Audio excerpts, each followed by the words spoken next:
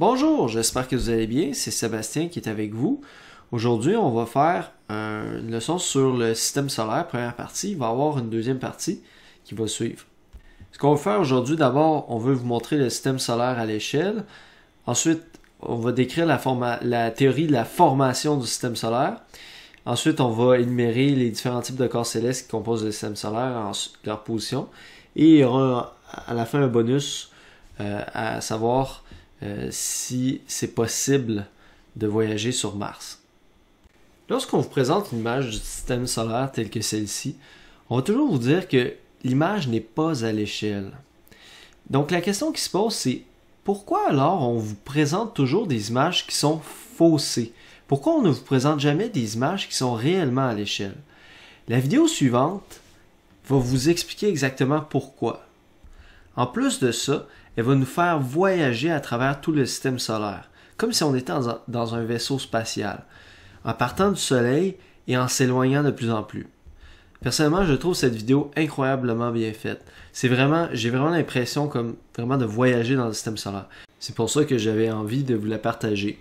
Bon voyage!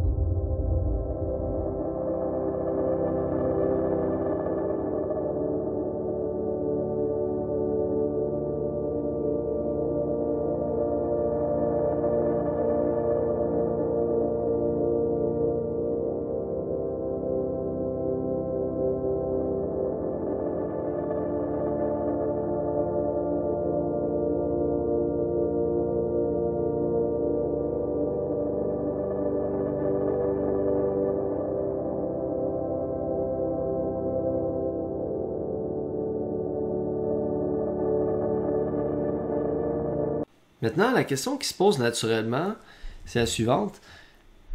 Ce magnifique système solaire-là qu'on vient d'explorer ensemble, comment s'est-il formé? Je vais laisser l'astrophysicien Hubert Reeve vous l'expliquer. Hubert Reeve est une sommité mondiale en astrophysique et en fait c'est un scientifique québécois. Mais ce qui le démarque vraiment, c'est que non seulement il est expert en astrophysique, en astronomie, c'est que en plus il est un vulgarisateur exceptionnel. Alors je lui laisse la parole. La matière de notre système solaire et de notre corps vient d'une nébuleuse qui existait avant le Soleil, qui a donné naissance au Soleil, qu'on appelle la nébuleuse protosolaire. Cette nébuleuse est une nébuleuse qui a acquis de la matière d'un très grand nombre d'étoiles différentes. C'est pas une étoile pour chaque nébuleuse. C'est des générations d'étoiles qui accumulent des atomes dans l'espace. Ces atomes se retrouvent ensemble et forment une nébuleuse qui forme un système solaire. C'est un peu, je fais souvent la comparaison avec une forêt. Si vous regardez, il y a des arbres qui meurent, il y a des arbres qui naissent et qui vivent. Mais si vous demandez d'où vient la matière d'un arbre que vous avez devant vous, ben il vient du terreau. Puis le terreau, il vient de quoi? Ben il vient de centaines de générations d'arbres qui sont nés, qui ont vécu, qui sont morts, qui ont pourri, qui ont donné naissance au terreau. C'est une histoire beaucoup plus sociologique, si on peut dire. C'est pas une étoile, une planète. C'est un milieu, le milieu interstellaire, enrichi progressivement par les générations d'étoiles précédentes, dans lequel se forme une nébuleuse, de laquelle naît un système planétaire. Regardons maintenant la composition des différentes planètes. Voici des photos des 4 planètes telluriques. On les appelle aussi les planètes rocheuses à l'échelle. Alors vous avez Mercure, Vénus, la Terre et Mars.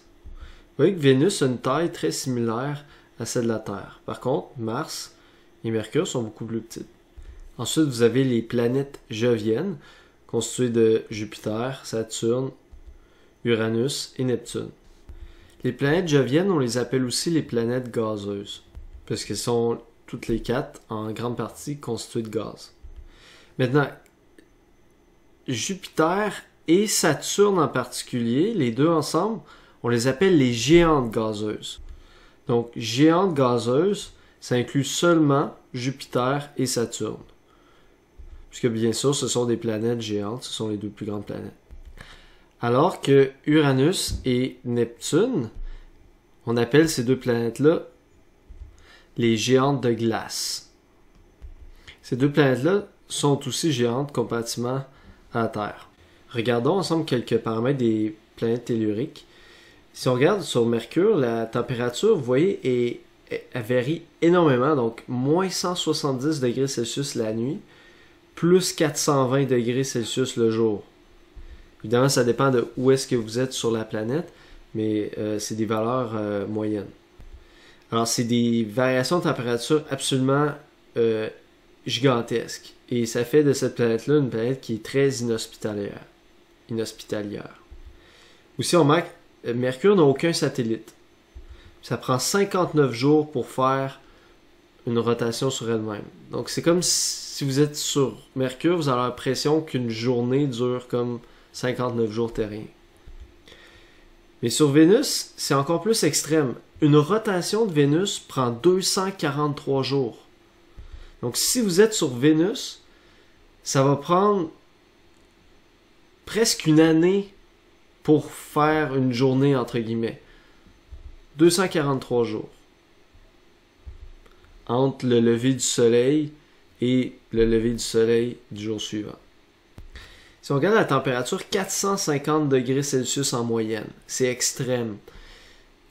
En fait, contrairement à ce que certaines personnes peuvent penser, sur Vénus, il fait encore plus chaud que sur Mercure, comme vous voyez.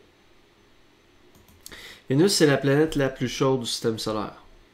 Oui, en partie parce qu'elle est plus près du Soleil, mais aussi puisqu'elle a une atmosphère qui est très fortement concentrée en dioxyde de carbone, le CO2. On sait bien que le CO2 est un gaz à effet de serre, n'est-ce pas? C'est ça qui c'est émis par nos véhicules, les véhicules à essence, et c'est l'accumulation de CO2 dans l'atmosphère cause le réchauffement du climat.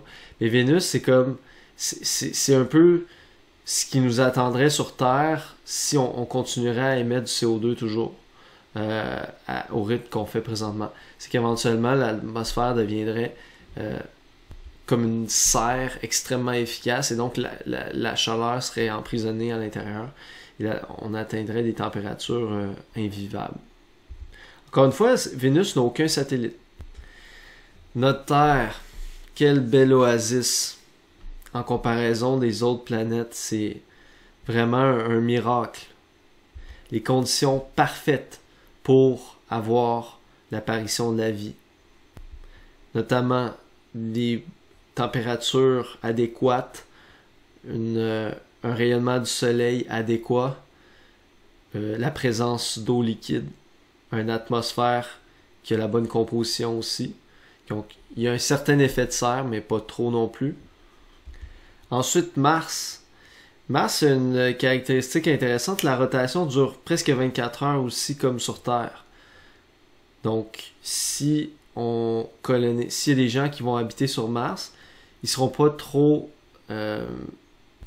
dépaysés par rapport à la durée d'une journée. C'est presque exactement la même que sur Terre. La température, elle varie énormément, puisqu'il n'y a pas beaucoup de gaz à effet de serre sur Mars.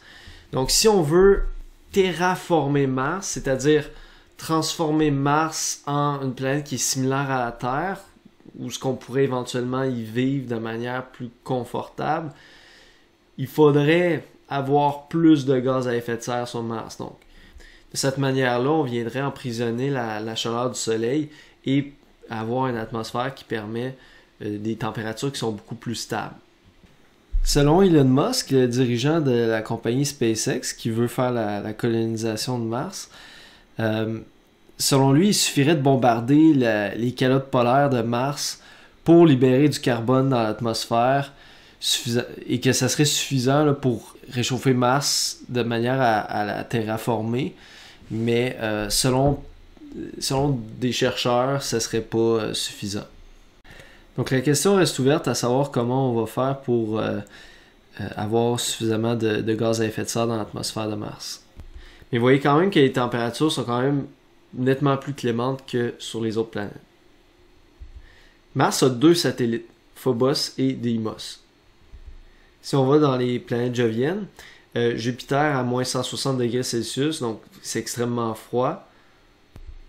Ensuite, Saturne à moins 190, extrêmement froid aussi.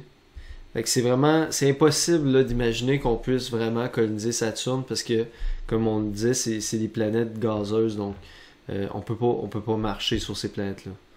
Donc on peut pas imaginer vivre sur ces planètes-là comme on pourrait vivre sur Terre. Uranus, température moyenne moins 220 Celsius et Neptune moins 230. Donc là on est vraiment dans des froids extrêmes. Alors si on regarde pour les planètes telluriques, on a au centre un noyau central en fer. Ensuite, le plus gros du volume, c'est ce qu'on appelle le manteau rocheux. C'est du magma. Et à l'extérieur, on a la croûte rocheuse. Bien sûr, c'est grâce à cette croûte rocheuse-là qu'on peut marcher sur les planètes telluriques. Et donc, peut-être pouvoir un jour établir une colonie, particulièrement sur Mars. Puisque hormis la Terre, Mars est de loin la planète la plus hospitalière du système solaire. Maintenant, les géantes gazeuses, on a au centre un noyau de roche et de glace, dans le plus gros du volume de ce qu'on appelle l'hydrogène métallique, mais en fait c'est de l'hydrogène, mais dans un état particulier. Ensuite, l'hydrogène liquide et finalement l'hydrogène gazeux. Donc comme vous voyez, c'est essentiellement une grosse boule d'hydrogène. Et aussi ça contient aussi de l'hélium, mais en grande partie de l'hydrogène. Finalement, les géantes de glace, on a un noyau de roche, on a un manteau de glace, et finalement, on a une espèce d'atmosphère là, qui est faite de divers gaz, et une couche de nuages à l'extérieur. Alors, comme vous savez, Pluton a été exclu des planètes officielles du système solaire et reclassé comme étant une planète naine. Je vais laisser le soin à Hubert de vous expliquer pourquoi. En passant, cette image représente ce que vous pourriez voir si vous aviez la chance d'être à la surface de Pluton. C'est une simulation, c'est pas une photo. Alors oui, l'histoire de Pluton, c'est ceci. Quand on a découvert Pluton, on a évalué sa masse, son volume et sa masse, et on s'est aperçu après coup qu'on s'était trompé, que Pluton est beaucoup plus petit que ce qu'on pensait. On pensait que c'était une masse comparable à celle des planètes géantes, peut-être un peu plus petit, pas tellement, c'est beaucoup plus petit. C'est vraiment ce qu'on appelle maintenant plutôt une planète naine ou un planétoïde. On s'est aperçu aussi que des corps comme Pluton, des petits planétoïdes, beaucoup plus petits que la Lune, il y en avait beaucoup dans le système solaire. Donc on a redéfini la constitution du système solaire en disant d'une part, il y a 8 grosses planètes qui méritent le nom de planètes parce qu'elles sont assez grosses, il y a d'autres conditions, mais essentiellement c'est ça. Et puis au plus loin encore, il y a des milliers, sinon des millions de petits corps dont Pluton est un exemple et on en connaît d'autres aussi. Donc c'est plutôt une question de définition, il n'est pas de déclassé, c'est une définition. Connaissant mieux maintenant sa structure, on sait qu'elle appartient plus à ce milieu des planètes naines, des planétoïdes, qu'à celui des vraies planètes. Alors voici quelques exemples de planètes naines du système solaire. Eris, Sedna, Pluton, Cérès. Et vous voyez un peu leur taille relativement à la Lune et à la Terre. Toutes ces planètes orbitent autour du Soleil. Ils ont une forme sphérique, comme la Lune ou la Terre. Ceci s'oppose par exemple aux astéroïdes. Les astéroïdes n'ont pas nécessairement une forme sphérique. Alors voici par exemple un astéroïde. Donc ceci ne pourrait pas être considéré comme une planète naine. Il n'a pas la bonne forme. C'est un astéroïde. Les planètes vont toujours avoir une forme sphérique. En fait, c'est dû à la gravité. La gravité va comme forcer cette géométrie-là. Lorsque un corps ne prend pas la forme sphérique, comme sur l'image ici, c'est parce que l'objet n'est pas assez gros. En fait, la gravité n'est pas assez forte pour lui imposer cette forme-là. Donc, les critères 1 et 2, ce sont des critères qui sont partagés par les planètes officielles et les planètes naines.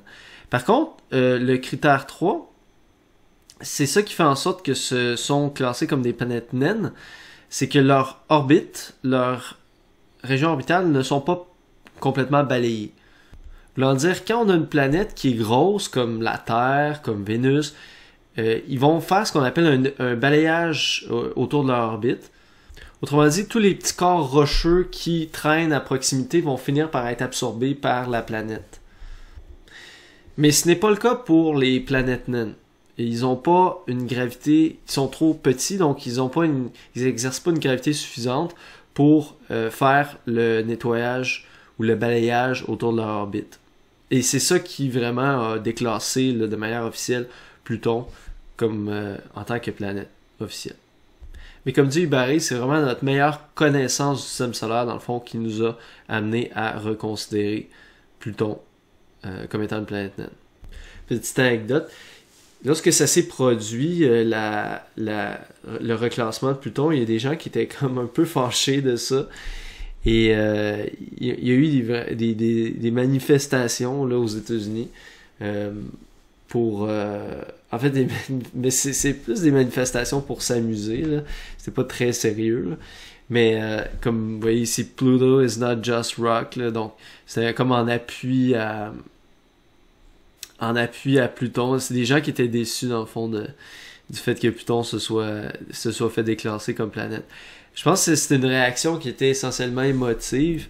Donc, quand on s'est fait dire depuis notre enfance que Pluton, tu sais, on conçoit le système solaire comme étant les planètes qu'on connaît, de Mercure jusqu'à Pluton, puis là on se fait dire que Pluton n'est plus une planète, ça a choqué certaines personnes, mais c'est une réaction vraiment plus émotive que rationnelle selon moi. Puis aussi, ça a donné lieu à un nouveau verbe américain, c'est to Pluto, en voulant dire, donc par exemple, mettons, James had a strong reaction learning that he was Plutoed, en voulant dire, James a eu une réaction négative quand il a été Plutoé, si on veut, en voulant dire être exclu. C'est comme le sens que ça l'a pris maintenant, ce verbe-là, to Pluto somebody, c'est comme exclure quelqu'un. Ceci est une représentation du système solaire avec la constellation là, de planète naine qu'il y a à l'intérieur de celui-ci. Donc il y a vraiment une foule de planètes naines dans le système solaire. Pluton est comme juste une de celles-ci. On a déjà parlé au cours précédent de la ceinture d'astéroïdes qui est située entre Mars et Jupiter. En fait, c'est pas un hasard qu'elle se trouve à proximité de Jupiter. C'est dû en fait à la très forte gravité de Jupiter, vu que Jupiter est une très grande planète. La gravité qu'elle exerce empêche les roches qui se trouvent à cet endroit-là de s'agréger ensemble pour former une planète. Oups, il y a une petite faute ici. Pour former une nouvelle planète. Si Jupiter n'était pas là, autrement dit, ces astéroïdes-là s'agrégeraient au fil du temps pour former une planète sphérique. Font partie aussi du système solaire des comètes. Les comètes, comme vous voyez, ils ont des orbites très excentriques. On a vu dans le TP sur les lois de Kepler, qu'est-ce que ça voulait dire, l'excentricité d'une orbite.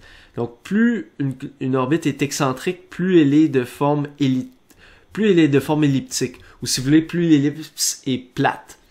Donc, moins ça ressemble à un cercle. Une comète très connue, c'est la comète de Halley.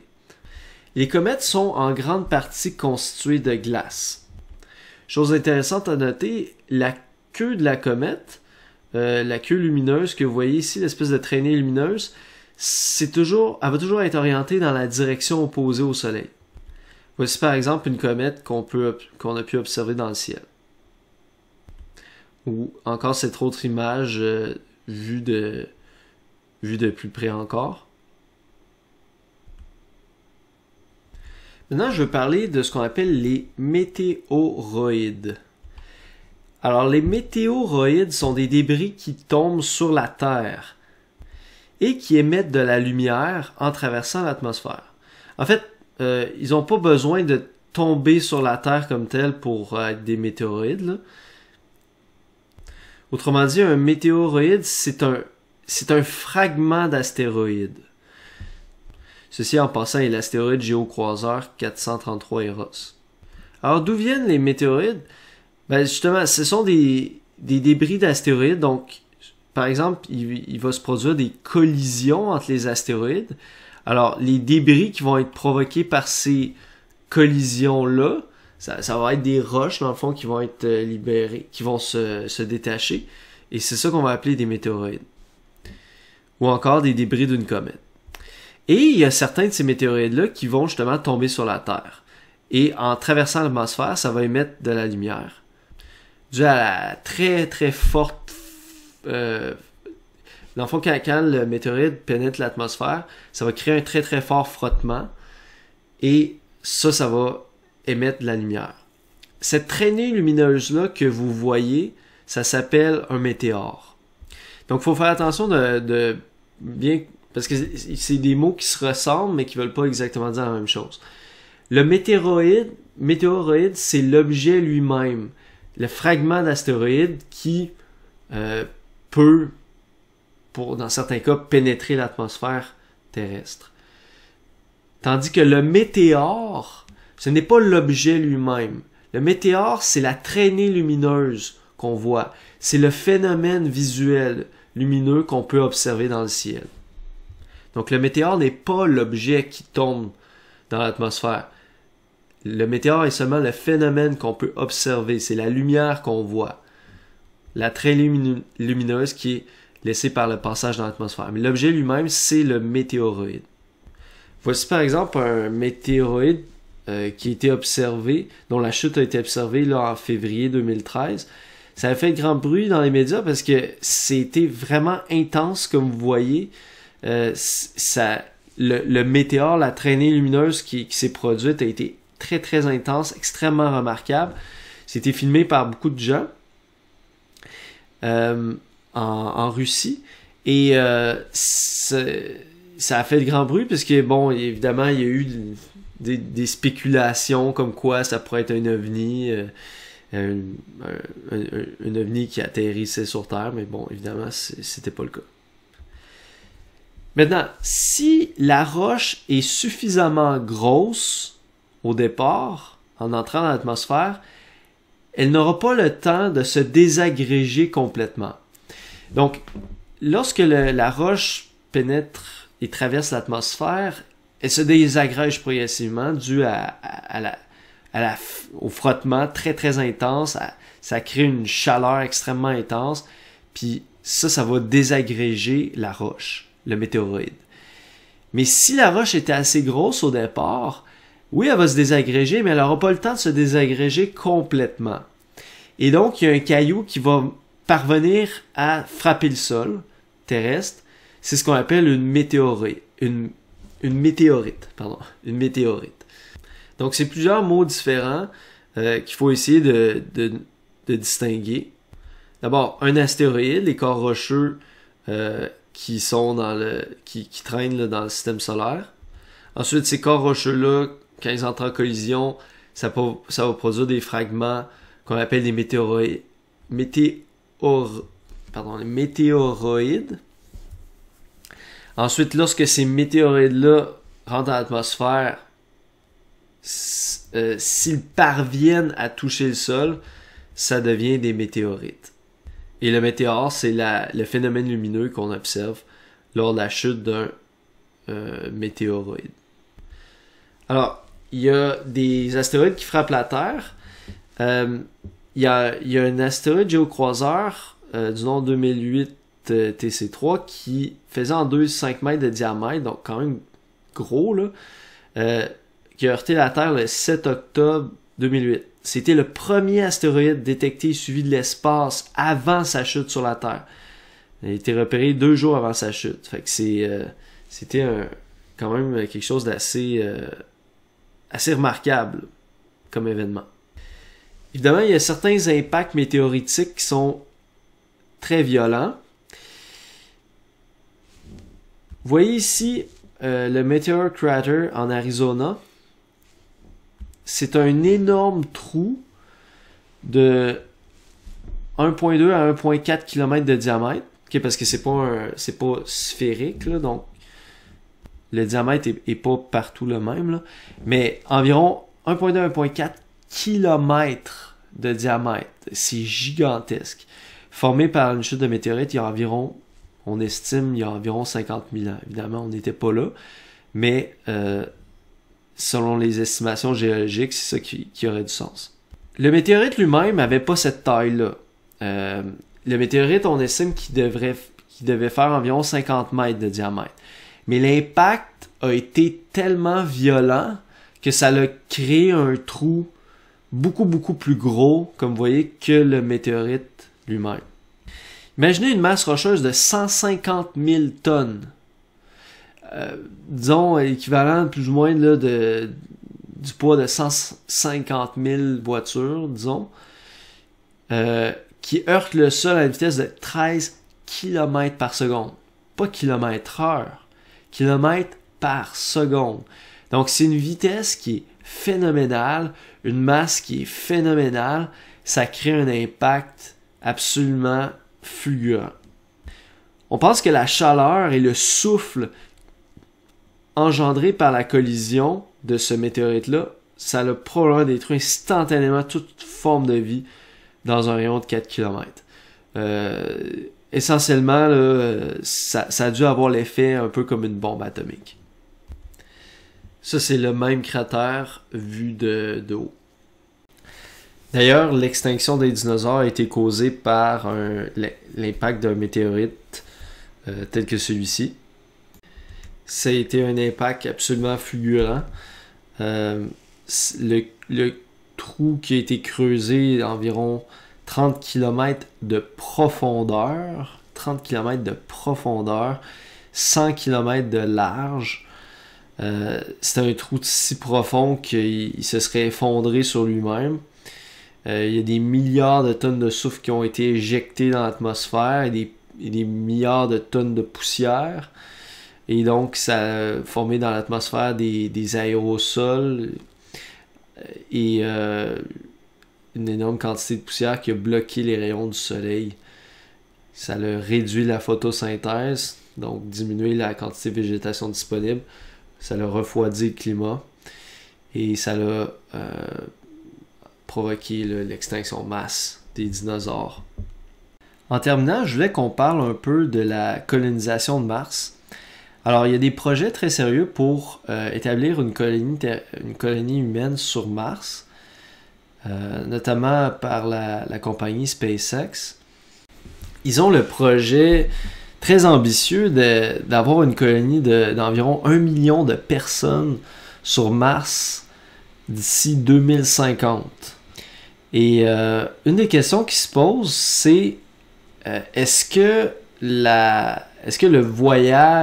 faire un voyage de la Terre vers Mars, est-ce que c'est quelque chose qui est possible? Est-ce que c'est quelque chose qui est réaliste? Alors voyons ce que Hubert Reeves en pense. Pour aller sur Mars, il est envisageable d'y aller. Ça coûtera très cher, mais au point de vue des techniques, on peut tout à fait y aller. Le problème, comme pour toutes les explorations spatiales, c'est qu'on ne va pas assez vite. On n'a pas des vitesses convenables par rapport à ces distances gigantesques. On peut atteindre 50 000 km à l'heure, c'est à peu près le maximum de ce qu'on peut atteindre. Il faudrait aller beaucoup, beaucoup plus vite. Alors, Mars, comme la Lune, ne sont pas si loin à cette échelle. Mars, c'est 8 mois, 1 an à peu près. Donc, un voyage sur Mars, c'est 3 ans. 1 an pour aller, 1 an pour faire des expériences, 1 an pour revenir. C'est très difficile d'imaginer que des gens vont rester ensemble. Une des principales difficultés, elle est psychologique. 3 personnes qui sont enfermées dans une capsule pendant 1 an risquent de déjanter, comme on dit, de devenir fous.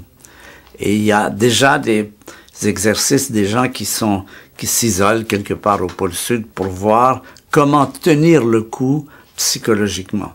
Et pourtant, encore une fois, Mars, c'est la porte à côté. Vous imaginez des étoiles qui sont situées beaucoup plus loin. Le grand obstacle, c'est qu'on n'a pas sous la main des modes d'atteindre des vitesses suffisantes pour que ça puisse se faire en un temps convenable. Bien sûr, il y a des indications, des suggestions qui viennent de la théorie de la relativité d'Einstein autour de la courbure de l'espace et des raccourcis qu'on peut prendre en entrant dans ce qui s'appelle un trou noir. Mais ça, pour l'instant, c'est théoriquement tout à fait possible, mais en pratique, c'est pas du tout là dans les possibilités, disons, de faire un devis. Ce serait beaucoup, beaucoup, beaucoup trop cher. On peut pas y penser maintenant, mais peut-être que les choses vont évoluer et qu'un jour, on ira sur Andromède en 1 heure, par exemple. Enfin, je veux vous rappeler que lors de notre prochain cours de théorie aura lieu le premier examen. Celui-ci va porter sur les 4 premiers cours de théorie, en plus de l'introduction et du contenu des 3 premiers TP. L'examen aura lieu de manière synchrone, c'est-à-dire qu'il aura lieu pendant la période du cours de théorie qui est à votre horaire. Donc, le mercredi de 11h40 à 12h30. Et dans le fond, à ce moment-là, vous allez devoir vous connecter à Moodle. Et l'examen va être sur Moodle. Au moment de l'examen, vous aurez aussi à vous connecter à une réunion Zoom dont le lien d'accès sera déposé sur la page Teams du cours. Cette réunion-là, en fait, c'est juste pour que je puisse vous donner les consignes d'examen et ensuite, vous faites l'examen sur Moodle. Sur ce, je vous souhaite une excellente semaine et une bonne semaine de relâche aussi. À bientôt.